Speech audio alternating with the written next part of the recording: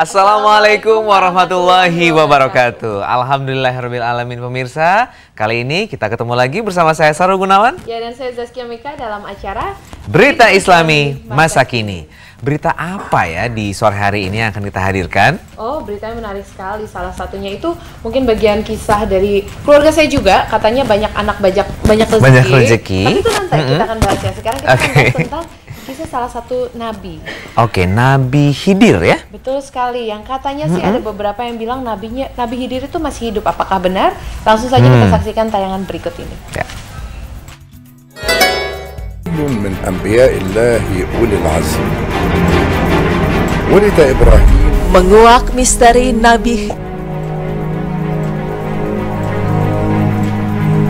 Kisah ini bermula ketika Nabi Musa diutus oleh Allah Subhanahu wa Ta'ala untuk pergi membebaskan bangsa Israel dari perbudakan Mesir.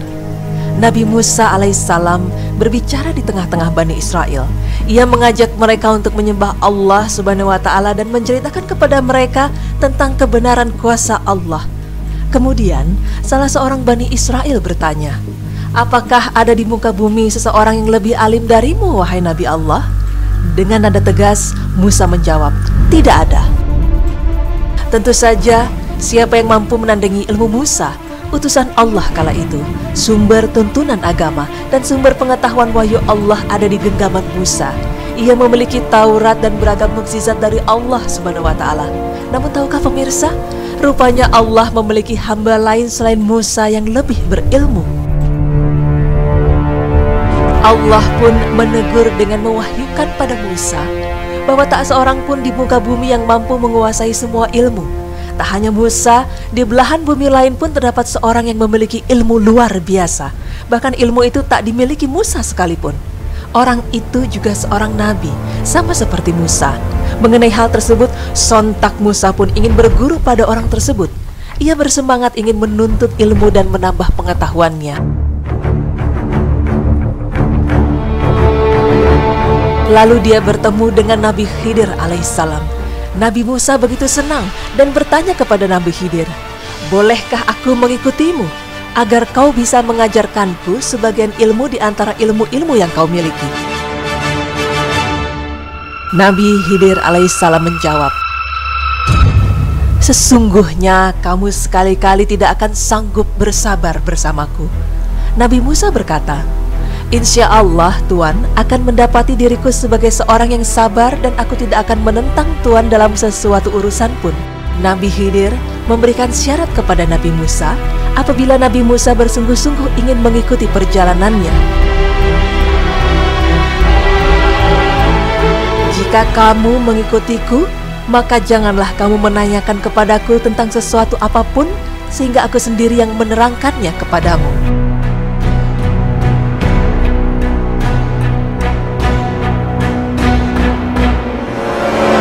Peristiwa pertama, ketika Nabi Khidir alaihissalam membocorkan perahu yang mereka tumpangi, Nabi Musa alaihissalam berkata, "Patutkah engkau membocorkan perahu sedang akibat perbuatan itu engkau akan menenggelamkan penumpang-penumpangnya? Sesungguhnya engkau telah melakukan satu perkara yang besar." Nabi Khidir menjawab, "Bukankah aku telah katakan bahwa engkau tidak akan bisa sabar bersamaku?" Kemudian Nabi Musa teringat akan syarat yang ia telah setujui. Ia pun meminta maaf karena mengingkari janji untuk tidak bertanya mengenai tindakan Nabi Khidir alaihissalam.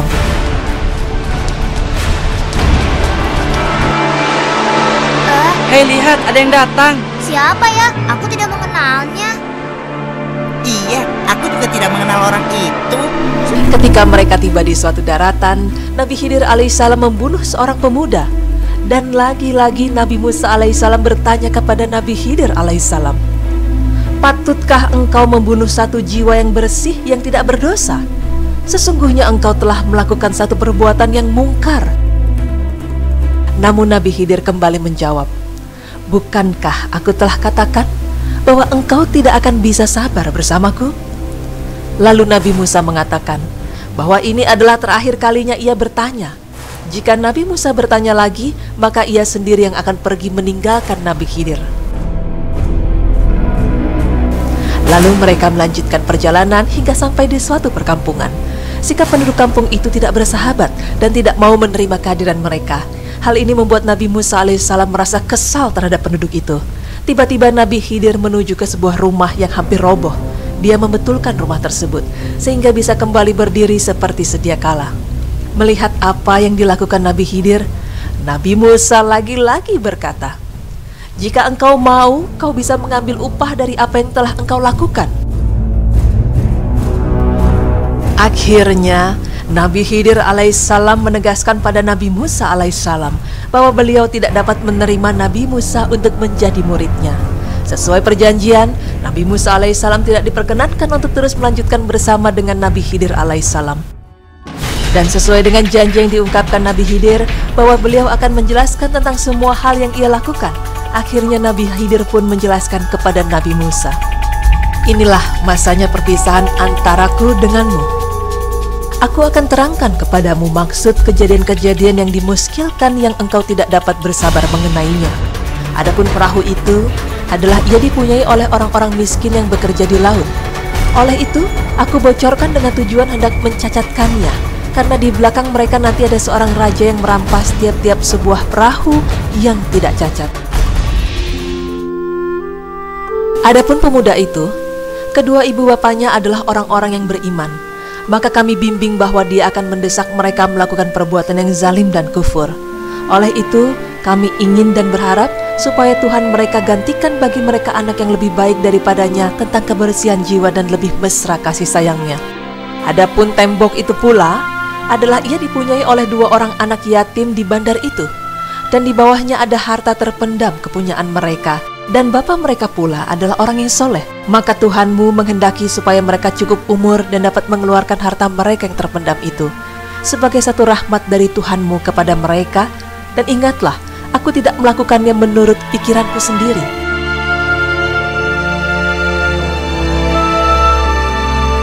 Demikianlah penjelasan tentang maksud dan tujuan perkara-perkara yang engkau tidak dapat bersabar mengenainya.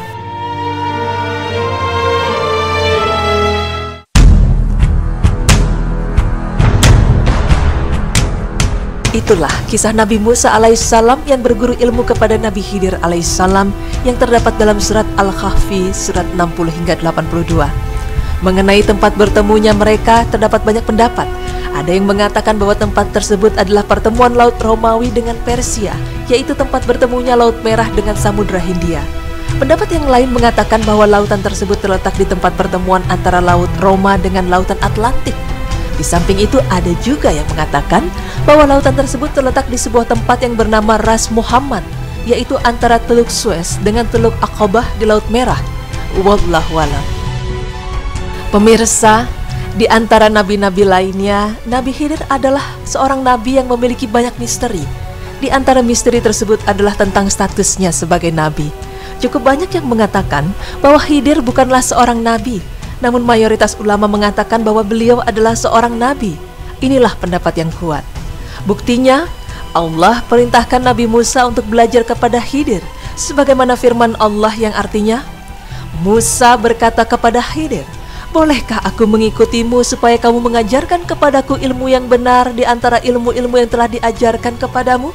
Quran Surah Al-Kahfi ayat 66. Jika Khidir bukan nabi, lantas mengapa Khidir lebih tahu daripada Musa? Dan bagaimana mungkin ada nabi yang diperintahkan untuk belajar kepada orang lain yang selain nabi? Bukti selanjutnya adalah ketika Khidir mengatakan di akhir pertemuannya dengan Musa, "Itu semua dilakukan karena rahmat dari Tuhanmu, dan aku tidaklah melakukannya karena murni keinginanku." Quran Surah Al-Kahfi ayat 82.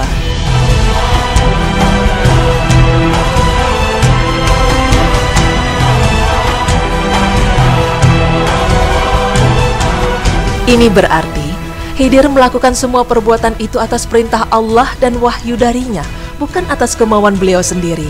Dan orang yang mendapatkan wahyu khusus seperti yang dilakukan Khidir hanya mungkin didapatkan oleh seorang nabi.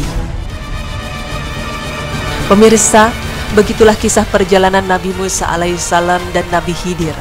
Semoga dengan informasi ini kita bisa lebih mengimani akan keberadaan nabi-nabi Allah, di mana setiap nabi memiliki ilmu dan kehidupannya sendiri, dan hanya Allah yang mengetahui dengan pasti akan segala makhluk hidupnya. Amin ya rabbal alamin.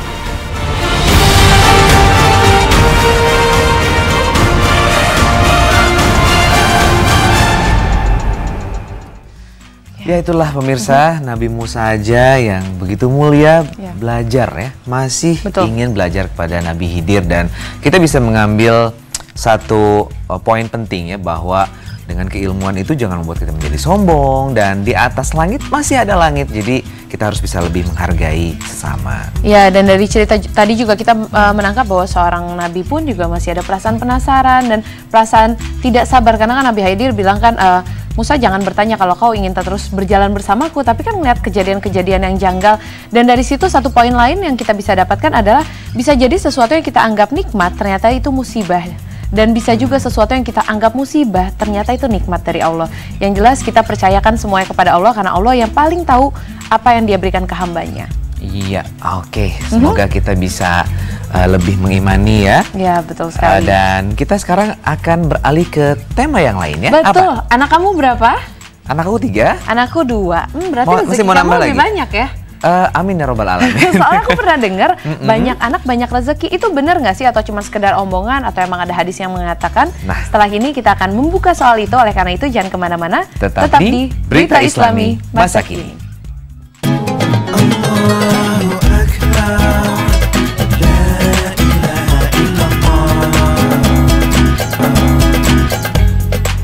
Banyak anak, banyak rezeki.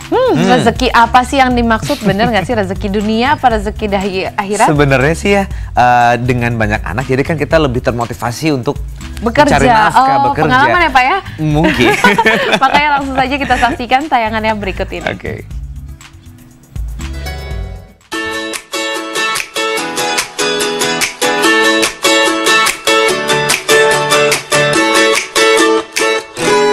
Banyak anak, banyak rezeki. Benarkah? Banyak anak, banyak rezeki. Ya, pasti pepatah kuno tersebut sudah tidak asing lagi di telinga kita. Dan begitulah kata orang tua kita zaman dulu, di mana semakin banyak anak, maka semakin banyak rezeki yang akan kita dapatkan. Tidak hanya itu, bahkan filosofi kuno tersebut tampaknya terinspirasi bagi sejumlah orang-orang untuk memiliki anak yang banyak. Tak tanggung-tanggung pemirsa, ada beberapa di antara mereka yang memiliki keturunan sampai belasan bahkan puluhan anak. Lalu siapa sajakah mereka?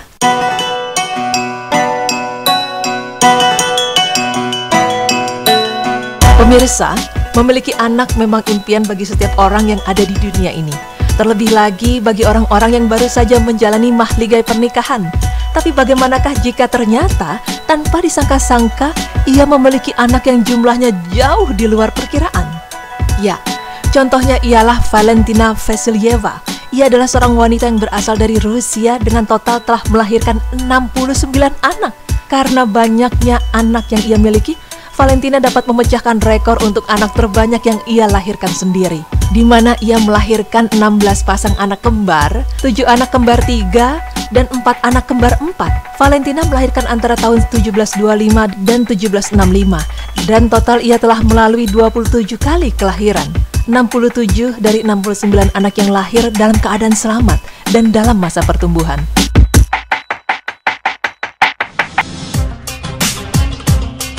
Selanjutnya ialah Leonora Nameni. Ia adalah seorang ibu yang telah memiliki 20 anak dan telah menjadi ibu yang paling produktif di Ukraina. Dan pada tahun 2011, Leonora telah melahirkan anaknya yang ke-20. Dan menurut dokter, bayi yang ia lahirkan adalah seorang bayi laki-laki dan dinyatakan sehat.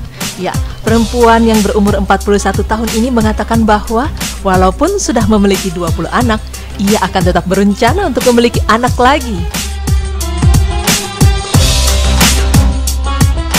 Lalu pemirsa, jika rata-rata orang yang memiliki anak banyak karena kembar, maka lain halnya dengan Livia Lenzi. Dia adalah seorang imigran Rumania yang juga telah menjadi ibu paling produktif di kotanya. Livia kabarnya telah memiliki 18 anak tanpa ada yang kembar satupun. Livia dan suaminya Alexandru memang tidak pernah merencanakan ingin punya berapa anak, karena mereka hanya menjalani hidup seperti biasa saja.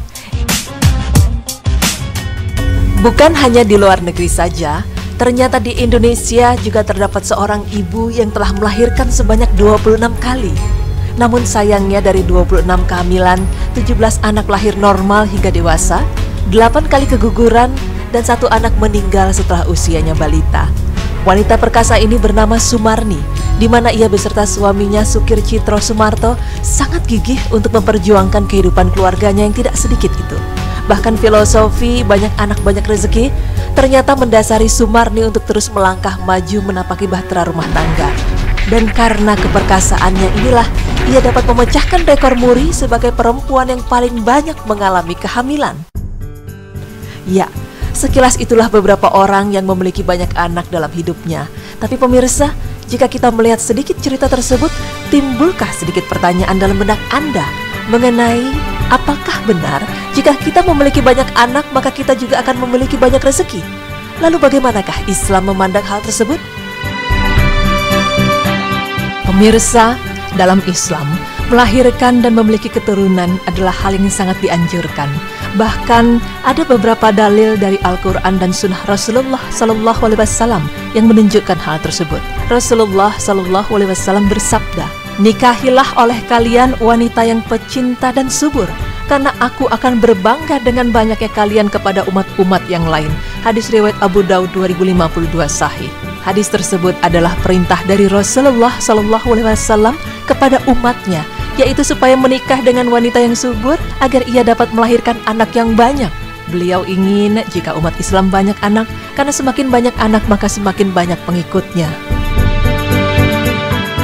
Pemirsa, memiliki anak memanglah sebuah anugerah dan karunia yang terbesar dari Allah Subhanahu wa Ta'ala, karena kehadiran mereka adalah nikmat yang tidak dapat diungkapkan dengan kata-kata. Ya, anak dan keturunan memang dapat melahirkan ragam kebaikan. Bahkan dalam kehidupan rumah tangga, anak-anak dan keturunan ibarat tali pengikat yang dapat semakin menguatkan hubungan pasangan suami dan istri. Tidak hanya itu, anak-anak juga telah dituliskan garis rizkinya oleh Allah Subhanahu wa Ta'ala. Karena sejatinya Allah Subhanahu wa Ta'ala memang telah menjanjikan bahwa setiap anak yang terlahir akan Allah jamin rizkinya. Dan janganlah kamu membunuh anak-anak kamu karena takut kemiskinan. Kami akan memberi rezeki kepadamu dan kepada mereka. Quran Surah Al-An'am ayat 151. Maka dari itu pemirsa, jagalah titipan dari Allah Subhanahu wa Ta'ala dan jangan sampai kita menelantarkannya apalagi membunuhnya. Karena sesungguhnya Allah tidak menyukai akan perbuatan itu. Dan hendaknya kita sebagai orang tua juga mendidik anak-anak kita menjadi anak yang soleh dan solehah. Karena bisa jadi kerja keras orang tua dalam mendidik anak-anaknya untuk menjadi hamba-hamba Allah yang soleh, maka akan menjadi sebab yang kuat dalam berkah rizki yang akan didapatkan. Allah Subhanahu wa Ta'ala berfirman yang artinya, "Barang siapa bertakwa kepada Allah, niscaya dia akan mengadakan baginya jalan keluar dan memberinya rezeki dari arah yang tiada disangka-sangkanya." Quran Surah At-Talaq ayat 2 hingga 3. Namun, jika kedua orang tua lalai dalam mendidik anak-anaknya, sehingga membuat mereka tumbuh dalam kondisi tidak mengenal Allah, bahkan membuat mereka lupa kepada Allah, maka nikmat dan karunia tersebut kelak akan berakibat petaka. Alih-alih dapat mengundang rezeki, tetapi justru anak-anak yang seperti itu dapat berubah menjadi musibah dunia dan akhirat. Astagfirullah.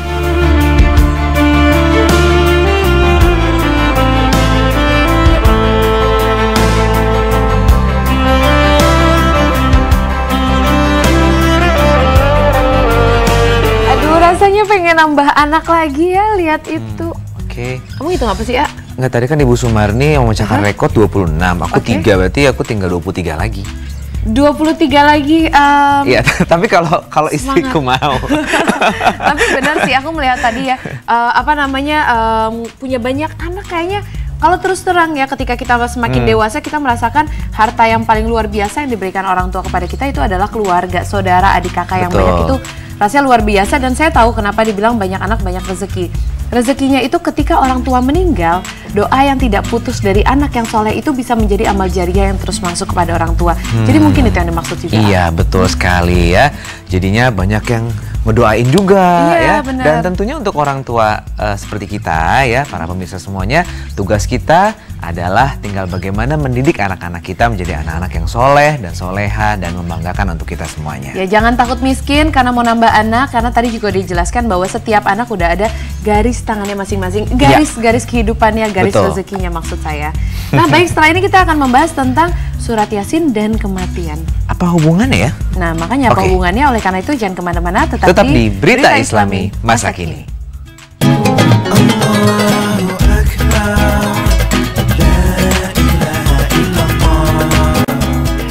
Baik pemirsa, kalau kita dengar surat Yasin dengan kematian, biasanya Yasin itu dibacakan ketika kita melayat. Iya, identik sekali ya. Iya, betul banget. Padahal sebetulnya manfaat atau faedah dari Yasin itu luar biasa. Gimana kalau kita ikuti aja penjelasannya? Ya, mari sama-sama kita saksikan tayangan berikut ini. Yasin wal Qur'anil Hakim. Rahasia surat Yasin dan kematian. Kematian. Sebagai umat muslim, jika kita mengingat akan kematian, pasti kita langsung tertuju pada dosa-dosa kita yang telah lampau. Sesungguhnya pemirsa, dari segala pelajaran hidup yang telah kita alami, hanya kematianlah yang bisa membuat kita menjadi lebih dekat dengan Sang Pencipta, Allah Subhanahu wa Ta'ala. Ya, di antara kita pasti sudah mengetahui bahwa kematian atau ajal itu memang telah menjadi takdir di dalam kehidupan kita. Kenapa? Karena kematian itu adalah sebuah qada mubram, di mana merupakan sebuah ketentuan Allah Subhanahu wa Ta'ala yang pasti berlaku dan pasti akan dihadapi oleh semua manusia. Al-Man yang artinya, dan apabila Allah menghendaki keburukan terhadap suatu kaum, maka tak ada yang dapat menolaknya, dan sekali-kali tak ada pelindung bagi mereka selain Dia. Quran Surah Ar-Ra'd ayat 11. Maksud dari ayat tersebut adalah, jika Allah Subhanahu wa Ta'ala telah menghendaki segala sesuatu baik ataupun buruk, maka tidak ada satupun yang dapat menolaknya, dan hanya Allah tempat pelindung satu-satunya bagi umat muslim. Pemirsa, jika kematian merupakan sebuah takdir yang tidak dapat kita ubah, maka bagaimanakah kita menghadapi kematian? Lalu jika ada seseorang yang sedang menghadapi ajalnya, seperti apa seharusnya sikap kita? Bagi umat muslim, membacakan surat Yasin untuk orang yang sudah meninggal ataupun yang belum, pasti sudah menjadi sebuah hal yang biasa kita lakukan. Tapi bagaimanakah Islam memandang? Ada sebuah hadis yang berbunyi, bacalah Yasin kepada orang yang akan meninggal di antara kalian. Hadis riwayat Ahmad. Dari hadis tersebut tersirat bahwa diharuskan membaca surat Yasin kepada orang yang akan meninggal. Tapi sebenarnya hadis ini masih diperselisihkan kesahihannya. Bahkan kelemahan dari hadis ini tidak dapat menaikkan derajat hadis tersebut menjadi hasan. Tapi pemirsa, meskipun hadis surat Yasin itu lemah, namun sebagian ulama ada yang mengatakan bahwa terdapat faedah jika membacakan surat Yasin. Faedah atau manfaat yang dimaksud dari sebagian ulama itu adalah dapat memudahkan keluarnya ruh dari dalam diri orang yang sedang sakratul maut, dan pasti tentunya semua atas kehendak Allah Subhanahu wa Ta'ala. Karena pemirsa, di dalam surat Yasin terdapat kata-kata yang membuat rindu, seperti firman Allah Subhanahu wa Ta'ala yang artinya, dikatakan kepadanya, masuklah ke surga. Dia laki-laki itu berkata, alangkah baiknya sekiranya kaumku mengetahui. Quran Surah Yasin ayat 26. Maksud dari kata-kata rindu yaitu kerinduan terhadap surga yang dapat memudahkan keluarnya ruh. Karena kabar gembira inilah, insya Allah, Allah Subhanahu wa Ta'ala akan mempermudah ruh untuk keluar dari jasad.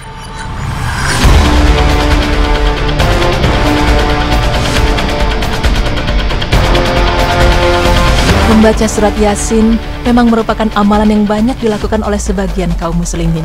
Dan biasanya surat ini dibacakan ketika kematian seseorang ataupun setelah kematian. Ya, pada asalnya membaca surat Yasin bukanlah hal yang terlarang.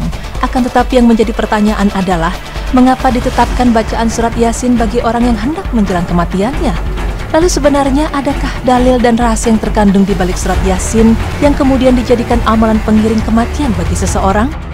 Pemirsa, ternyata di dalam surat Yasin ada rahasia yang tersimpan di mana sebagian orang tidak mengetahuinya. Allah berfirman yang artinya, Al-Quran itu tidak lain hanyalah pelajaran dan kitab yang memberi penerangan supaya dia memberi peringatan kepada orang-orang yang hidup.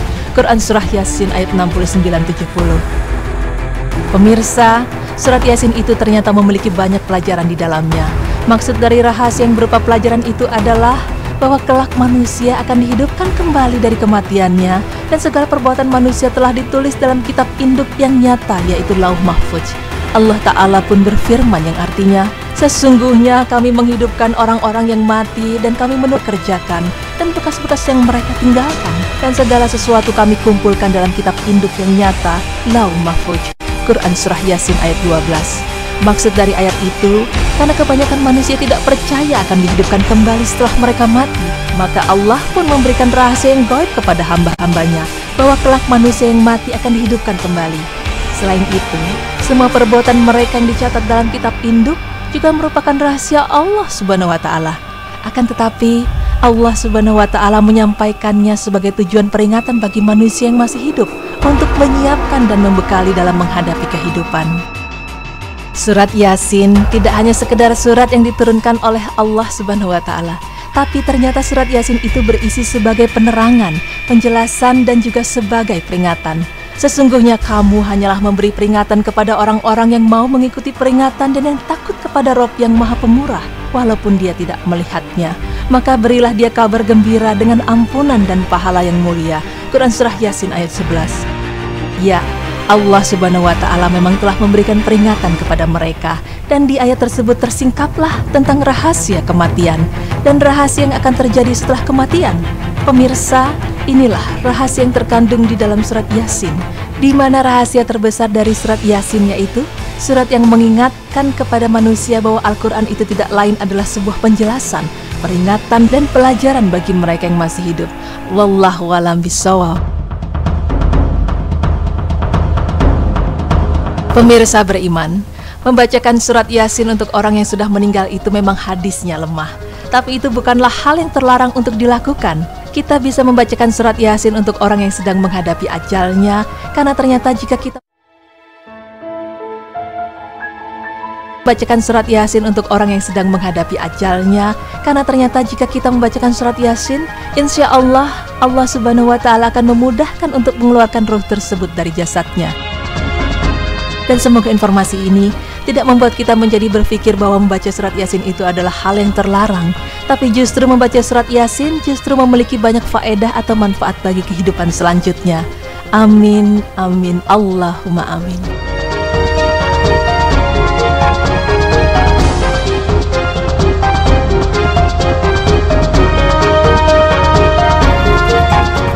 Wah, subhanallah nih pemirsa, saya juga baru tahu ternyata membacakan Yasin kepada orang yang sudah meninggal itu hadisnya sangat lemah. Ya. Jadi lebih baik dianjurkan kepada orang ketika sakratul maut. Betul, ya. Karena mempermudah proses sakratul mautnya itu. Iya, betul sekali. Ya, yang jelas insya Allah kita juga bisa mengamalkan ya. Betul banget, karena ternyata banyak sekali hal-hal yang baik sekali dari surat Yasin. Iya, apa aja, surat-surat apa aja, semuanya baik kok. Ya. Yang penting kita mau apa tidak untuk bisa mengamalkannya setiap hari. Iya, baik pemirsa, kita berdua akan kembali lagi, oleh karena itu tetap di Berita Islami Masa Kini. Allahu Akbar.